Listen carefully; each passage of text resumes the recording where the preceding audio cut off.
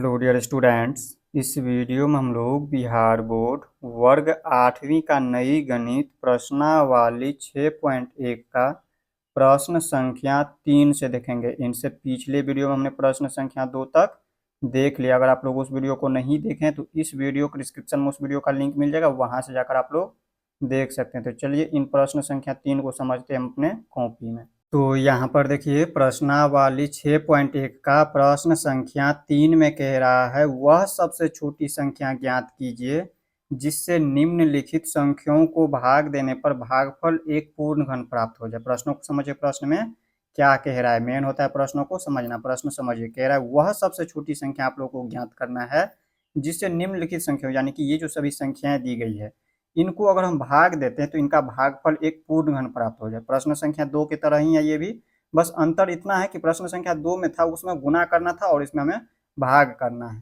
तो देखिए इसको हम क्या करेंगे, सबसे पहले इसका अभाज्य गुणनखंड कर लेंगे, जिस तरह से हमने प्रश्न संख्या 2 में क्या था, यहाँ पर इसका अभाज्य गुणनखंड कर लीजिए 81 का। तो यहाँ पर देखिए इसमें लगाएंगे कितना से, देखिए 2 से लगेगा नहीं क्योंकि इकाई अंक देखे तो विषम में एक। यहाँ पे हम लगाएंगे 3 से, 3 से लगाएंगे तो लग जाएगा। तो 3 से लगाएंगे तो कितना, 3 दूनी के 6, 2 बार में 6, इसमें बच जाता है 2 और 1, 2 1 यानी कि 21। तो 3 सत्ते के 21, फिर 3 से हम लगाएंगे तो 3 नब्बे के 27, फिर 3 से लगाएंगे तो 3 तिया के 9, फिर 3 से लगाएंगे तो 3 एका 3। तो यहाँ पर अब इसको लिख देंगे। इसका अभाज्य गुणनखंड 81 का अभाज्य गुणनखंड क्या हो जाता है, 3 जो है 4 बार आता है, ये इसका अभाज्य गुणनखंड हो गया रूप 3 गुने 3। अब देखिए यहाँ पर देखें तो ये 3 के ग्रुप में आ गया, लेकिन ये देखें तो 3 के ग्रुप में नहीं है। पूर्ण घन कब होती है, जब 3 के ग्रुप में संख्याएं होती है। जैसे 3 है तो ये 3 के ग्रुप में है, बट ये भी 3 होना चाहिए ग्रुप में, ये नहीं है। इसका मतलब ये जो संख्या दिया 81 ये पूर्ण घन नहीं है। तो इसे हमें क्या करना है, पूर्ण घन बनाना है। पूर्ण घन बनाने के लिए क्या करना है, देखिए कह रहा है वह सबसे छोटी संख्या ज्ञात करना है जिससे हम भाग दें, जिससे हम क्या करें, भाग दें तो भागफल एक पूर्ण घन प्राप्त हो जाए। तो इसमें हमें देखिए 81 में क्या करना है, 3 से भाग देना है। यही 3 से अगर हम भाग देते ये 3 हट जाएंगे तो यहाँ पर बच जाएंगे यही 3 का ग्रुप। तो यहाँ पर हमें क्या करना है, 81 में 3 से भाग करना है। तो सबसे पहले लिख देंगे इसको जिस तरह से हमने प्रश्न संख्या 2 में लिखा था, इसमें भी लिख देना। चूंकि यहाँ पर देखिए ये 81 का अभाज्य गुणनखंड जो है 3 के ग्रुप में नहीं है, यहाँ पर हम लिख देंगे 81 का अभाज्य गुणनखंड। अभाज्य गुणनखंड में, अभाज्य गुणनखंड में ये जो संख्या 3 दिया हुआ है 3 के समूह में नहीं है, यानी कि 3 के ग्रुप में नहीं है, नहीं है। इसलिए इसलिए हम लिखेंगे ये जो 81 है ये पूर्ण घन नहीं है। पूर्ण घन कब होता है, जब 3 के ग्रुप में होता है प्रत्येक संख्या।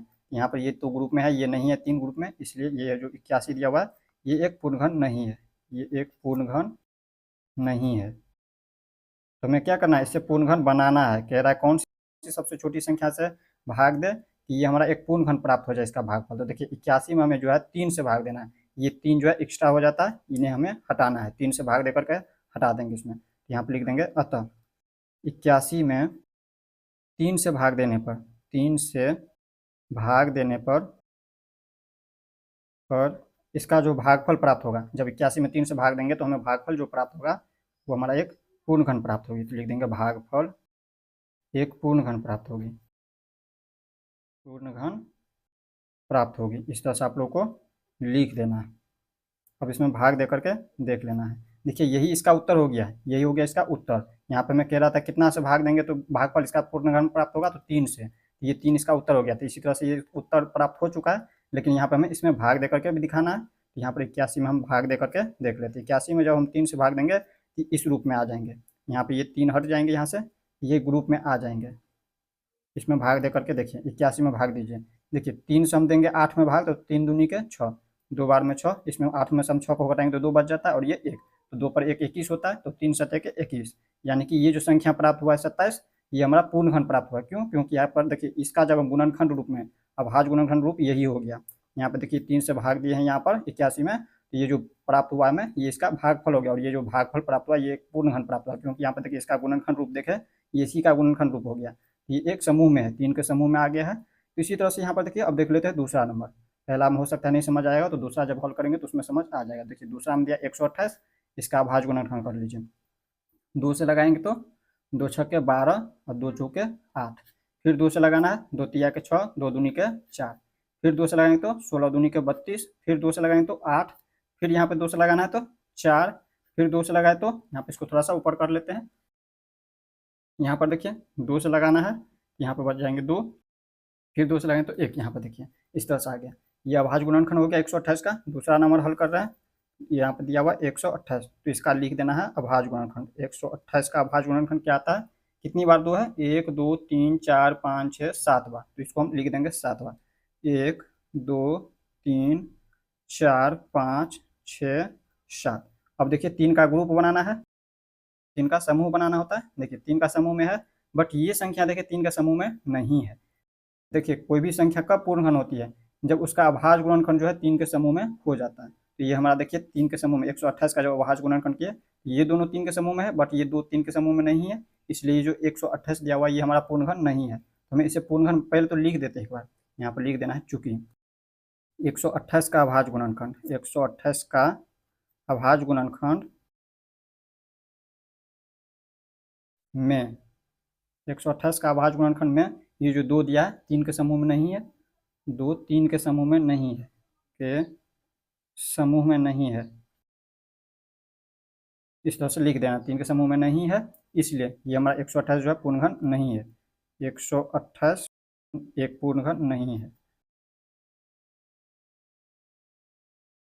इस तरह से लिख देना। तो हमें क्या करना है, इसे पूर्णघन बनाना है। तो इसमें 128 में हमें कह रहा था कौन सी सबसे छोटी संख्या से भाग दे कि हमें इसका भागफल एक पूर्णघन प्राप्त हो जाए। तो 128 में क्या करना है, 2 से भाग देना है, जो एक्स्ट्रा बच जाता है उसमें क्या करना है, 2 से भाग देना है। यहाँ पर 2 से जब भाग देंगे तो ये हट जाएंगे, ये 3 के ग्रुप में आ जाएंगे। तो हमें क्या करना है, 128 में भाग देना है 2 से, ये 2 से भाग देना है, तो हम लिख देंगे अतः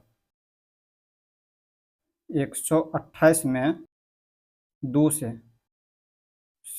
भाग देने पर भागफल एक पूर्णघन प्राप्त होगी।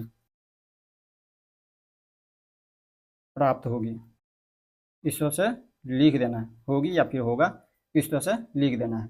अब देखिए हमें यही हो गया इसका उत्तर। यहाँ पे 128 में हमें कह रहा था कौन सी सबसे छोटी संख्या से भाग दे इसका भागफल एक पूर्णघन प्राप्त हो जाए, तो हम 2 से जब 128 में भाग देंगे तो यहाँ पर जो है एक पूर्णघन प्राप्त हो जाएगी। यहाँ पर भाग दे करके देख लीजिए, 128 में भाग देना है 2 से, यहाँ पे ये देखिए इसका गुणनखंड रूप आ जाएंगे। जब भाग दीजिएगा तो वो जो संख्या प्राप्त होगी, यहाँ पे 2 गुने 2 गुने 2 गुने 2 गुने 2 गुने 2, देखिए 3 के समूह में इस तरह से आ जाएंगे। जब इसका भाग दीजिए, यहाँ पर 2 से भाग देंगे 128 में, 2 से हम भाग देंगे 12 में, तो 2 छक्के 12, 6 12 में 12, और यहाँ पर 8 में भाग देंगे 2 से, तो 2 चौके 8। यहाँ पर देखिए ये जो 64 प्राप्त हुआ ये इसका अभाज्य गुणनखंड रूप हो गया। और अभाज्य गुणनखंड रूप में देखिए ये हमारा 3 के समूह में है, यानी कि त्रिक में है, तो ये हमारा जो है 64 प्राप्त हुआ भागफल इसका, ये एक पूर्णघन प्राप्त हो गया। और इसमें हम कितना से भाग दिए तो पूर्णघन प्राप्त हुआ, 128 में 2 से भाग दिए तब जाकर के हमें पूर्णघन प्राप्त हुआ, तो यही हो गया इसका उत्तर। अब इसी तरह से हम क्या करेंगे, तीसरा को देखेंगे। तीसरा दिया हुआ 135, यहाँ पर लिख देंगे 135 और इसका अभाज्य गुणनखंड कर लेंगे। कितना से लगाएंगे, तो देखिए इसमें हम जो है 3 से लगाएंगे, 2 से लगेगा नहीं, विषम संख्या है इकाई अंक में, तो यहाँ पर 3 से लगाएंगे तो 3 चौके 12, यहाँ पर 12, तो 13 में से 12 को घटाएंगे तो 1, और ये 5, यहाँ पर 15, तो 3 पंचे के 15, 5 बार में। अब इसके बाद देखिए यहाँ पर 3 से लगाएंगे तो 45, तो यहाँ पर 15 तिया के 45, 15 बार में। फिर 3 से लगाए तो 3 पंचे के 15, फिर 5 से लगाए तो 1, यहाँ पर लिख देंगे तीसरा नंबर में दिया हुआ 135, 135 का अभाज्य गुणनखंड। 135 का अभाज्य गुणनखंड देखिए 3 जो है 3 बार है, 3 गुने 3 गुने 3, इसको ऊपर कर लेते हैं थोड़ा सा, यहाँ पर लिखेंगे 3 गुने 3 गुने 3 गुने 5। अब देखिए 135 का अभाज्य गुणनखंड की है, तो ये 3 जो है 3 के समूह में है, बट ये 5 जो है 3 के समूह में नहीं है, तो हमें क्या करना है, इस 5 को हटाना है। यहाँ पर हम देखिए इसको हल करेंगे। अब यहाँ पर लिखेंगे चूंकि 135 का अभाज्य गुणनखंड, 135 का अभाज्य गुणनखंड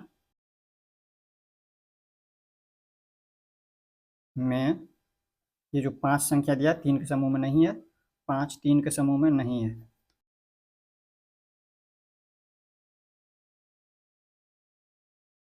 इस तरह से लिख देना, समूह में नहीं है, इसलिए ये जो संख्या दिया 135 ये पूर्णघन नहीं है, लिख देंगे एक पूर्णघन नहीं है, पूर्णघन नहीं है। इस तरह से क्या करना है, लिख देना है। तो हमें क्या करना है, इसे पूर्णघन बनाना है। कह रहा है कौन सी छोटी संख्या से भाग दे जिससे ये जो संख्या है ये एक पूर्णघन प्राप्त हो जाए इसका भागफल, तो यहाँ पर हमें 5 से भाग देना है। 5 से जब 135 में भाग देंगे तो इसका भागफल जो एक पूर्णघन प्राप्त होगा उसका गुणनखंड रूप ये हो जाएंगे, 3 गुने 3 गुने 3। यहाँ पर देख लीजिए भाग दे करके 135 में भाग देंगे कितना से, 5 से भाग देने पर भागफल एक पूर्ण घन प्राप्त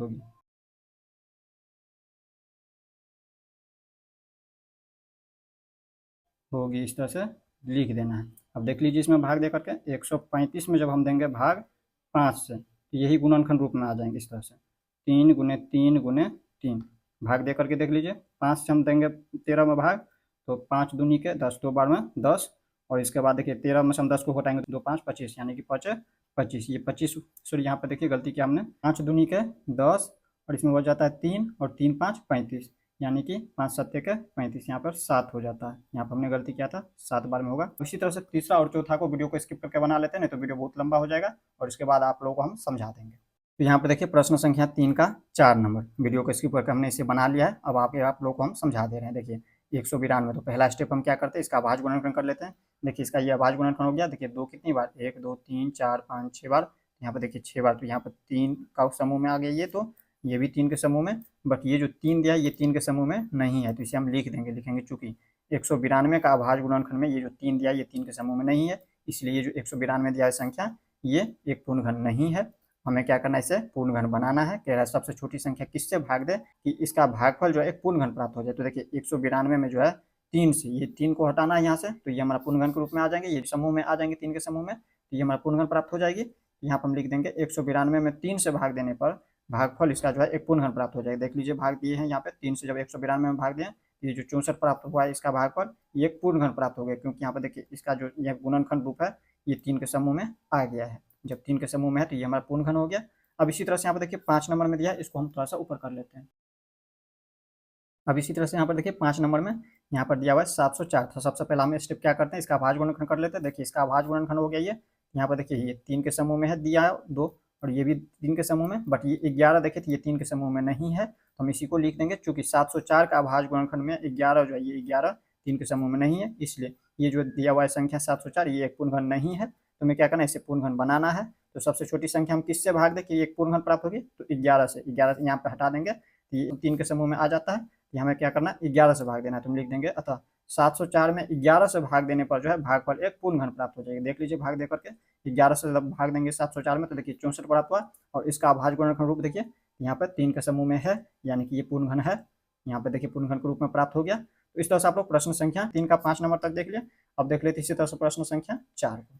अब देखिए इसी तरह से प्रश्न संख्या 4 में क्या कह रहा है। प्रश्न संख्या 4 कह रहा है परीक्षित प्लास्टिसिन का एक घनाभ बनाता है जिसकी भुजाएं 5 सेंटीमीटर 2 सेंटीमीटर और 5 सेंटीमीटर है। एक घन बनाने के लिए ऐसे कितने घनाभों की आवश्यकता होगी। प्रश्नों को समझिए प्रश्न में क्या कह रहा है। प्रश्न कह रहा है परीक्षित प्लास्टिसिन का एक घनाभ बनाता है जिसकी भुजाएं इस तरह से दिया हुआ है 5 सेंटीमीटर 2 सेंटीमीटर और 5 सेंटीमीटर है।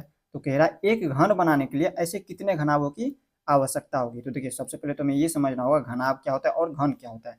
यहाँ पर समझिए घनाभ और घन। देखिए ये आकृति है घन और घनाभ की। देखिए ये हमारा होता है घन और ये होता है घनाभ। अब दिखने में आप लोगों को दोनों समान दिख रहा होगा। यहाँ पर देखिए दोनों समान नहीं है ये घन है और ये घनाभ है। अब घन में और घनाभ में अंतर क्या होता है ये समझिए। देखिए घन की लंबाई चौड़ाई और ऊंचाई ये देखिए भुजा ये जो भुजा दिया हुआ इस तरह से ये जो हमारे भुजा होती है इनकी ये समान होती है। ये देखिए घन में जो है इनकी भुजाएं जैसे मान लीजिए इनकी लंबाई ये हमारा अगर लंबाई है तो इनकी लंबाई और चौड़ाई और ऊंचाई ये जो ऊंचाई इस तरह से समान होती है। लेकिन घनाभ में क्या होती है इनकी लंबाई चौड़ाई और ऊंचाई अलग अलग होती है। मान लीजिए इनकी लंबाई इस तरह से अगर दिया हो अगर ये लंबाई इस तरह से दिया हो 5 सेंटीमीटर का तो ये हो सकता है 4 सेंटीमीटर का हो और इनकी ऊंचाई हो सकता है 2 सेंटीमीटर या फिर 3 सेंटीमीटर या 1 सेंटीमीटर का हो। तो इस तरह से होता है लंबाई चौड़ाई और ऊंचाई क्या होता है घनाभ की अलग अलग होती है लेकिन घन की लंबाई चौड़ाई और ऊंचाई क्या होती है समान होती है। इतना आप लोग को ध्यान रखना है। और घनाभ का आयतन बराबर सूत्र होता है लंबाई गुने चौड़ाई गुने ऊंचाई। तो इसी सूत्र को हम इसमें लगाएंगे यहाँ पर लगाएंगे यहाँ पर लिखेंगे घनाभ का आयतन घनाभ का आयतन बराबर क्या होता है सूत्र लंबाई गुने चौड़ाई गुने ऊंचाई।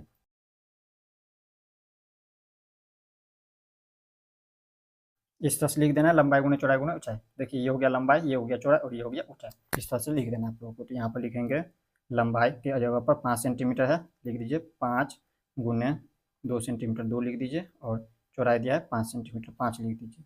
और यहाँ पर देखिए ये हमारा घनाभ का आयतन, यहाँ पर देखिए ये जो दिया हुआ है ये हमारा गुणनखंड रूप में है, ये अभाज्य गुणनखंड रूप में आप लोगों को दिख रहा होगा, ये गुणा के रूप में है। तो यहाँ पर आपको क्या करना है, यहाँ पे समझना है, कह रहा है एक घन बनाने के लिए ऐसे कितने घनाभों की आवश्यकता होगी, यानी कि ऐसे कितने घनाभों की आवश्यकता होगी एक घन बनाने के लिए। तो देखिए घन कब होता है, जब यहाँ पे देखिए प्रत्येक संख्या जो है 3 के समूह में होती है, और ये 3 के समूह में नहीं है, तो हमें क्या करना है, इसको हम इस तरह से एक बार सजा करके लिख देते हैं, 5 गुने में इन 5 को हम पहले लिख लेते हैं यहाँ पे, और इसके बाद इन 2 को हम लिख देते हैं लास्ट में, इन्हीं को जो है सजा करके इस तरह से लिखें। तो देखिए इसे घन बनाने के लिए एक 5 की और आवश्यकता होगी, क्यों, क्योंकि देखिए घन कब होता है, जब प्रत्येक संख्या जैसे 5 है तो 5 3 के समूह में हो जाए, अगर एक 5 और होता है इसमें, अगर गुना में 5 एक और होता तो ये हमारा 3 के समूह में आ जाता, और इसमें देखिए 2 और, यहाँ पर 2 की जरूरत है, 2 की जरूरत है इसमें, यहाँ पर देखिए 2 होता तो अब यहाँ पर ये जो है 3 के समूह में आता, तब जाकर के ये हमारा पूर्ण घन प्राप्त होता है। यानी कि इसमें देखिए तो एक 5 की कमी हो रहा है,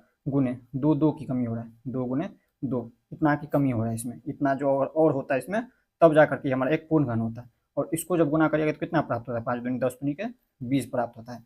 यानी कि ऐसे 20 घनाभों की और आवश्यकता होगी तब जाकर के एक घन प्राप्त होगी। तो यहाँ पर हम लिख देंगे अतः, यहाँ पर आप लोगों को लिख देना है अतः एक घन बनाने के लिए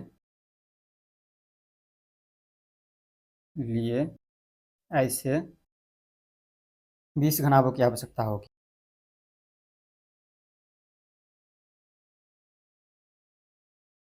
सॉरी, घनाभों की आवश्यकता होगी, 20 घनाभों की आवश्यकता होगी होगी इस तरह से आप लोग को लिखना है एक घन बनाने के लिए ऐसे कितने घनाभों की आवश्यकता होगी, 20 घनाभों की आवश्यकता होगी। इस तरह से आप लोग प्रश्न संख्या 4 को समझ गए होंगे। इस तरह से प्रश्नावली 6.1 खत्म हो चुका है। नेक्स्ट वीडियो में हम लोग इनसे आगे देखेंगे, तो मिलते हैं नेक्स्ट वीडियो में। जय हिंद।